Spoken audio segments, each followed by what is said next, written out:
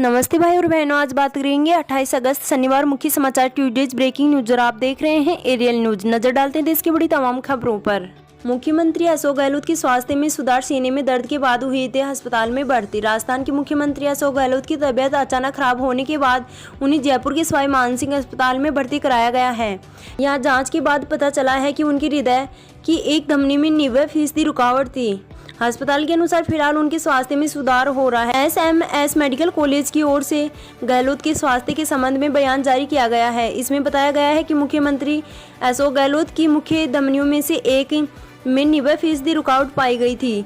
उनकी coronary angiography, angioplasty और स्टेटिंग की गई है। यह प्रक्रिया कठिन थी, लेकिन अब उनके स्वास्थ्य में सुधार हो रहा है।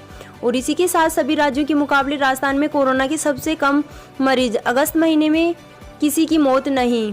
एक बार फिर राजस्थान मॉडल कोरोना वायरस से निपटने के लिए देश के सामने नजीर साबित हो सकता है। 26 अगस्त को प्रदेश में पहली बार ऐसा मौका आया है जब देश के सभी राज्यों में सबसे कम कोरोना मरीज राजस्थान में आए। बीते 24 घंटे में प्रदेश में सिर्फ 3 नए मामले सामने आए हैं, यानी 1.5 साल में यह पहला मौका है एक दिन में इतने कम मरीज मिले हों। और सबसे बड़ी बात यह है कि किसी भी मरीज की कोरोना से मौत नहीं हुई। गौर करने वाली बात यह है कि अगस्त में अब तक कोरोना से एक भी जान नहीं गई।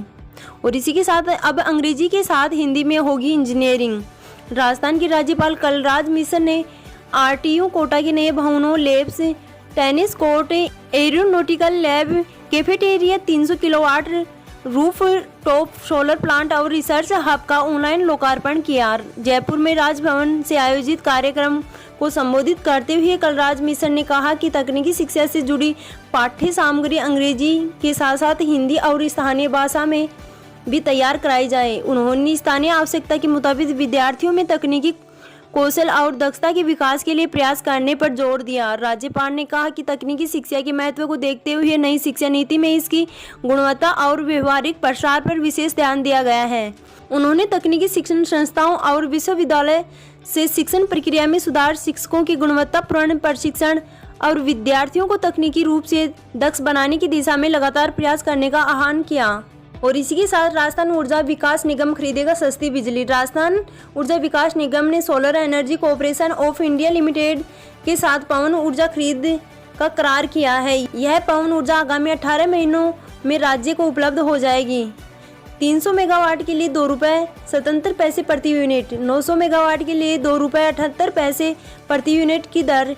ऊर्जा मंत्री डॉक्टर BD कला ने बताया कि solar energy corporation of India limited द्वारा राजस्थान के तीनों विद्युत वितरण निगमों के लिए 1200 मेगावाट पवन ऊर्जा उत्पादकों के चयन की प्रक्रिया दिसंबर 2020 में शुरू की गई थी।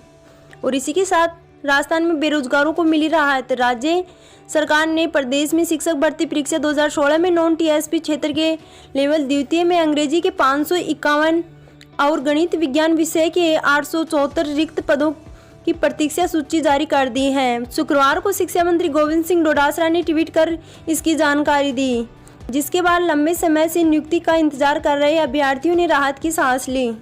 रोज की बड़ी खबर जानने के लिए वीडियो को लाइक एंड चैनल को सब्सक्राइब करना ना भूलें। धन्यवाद।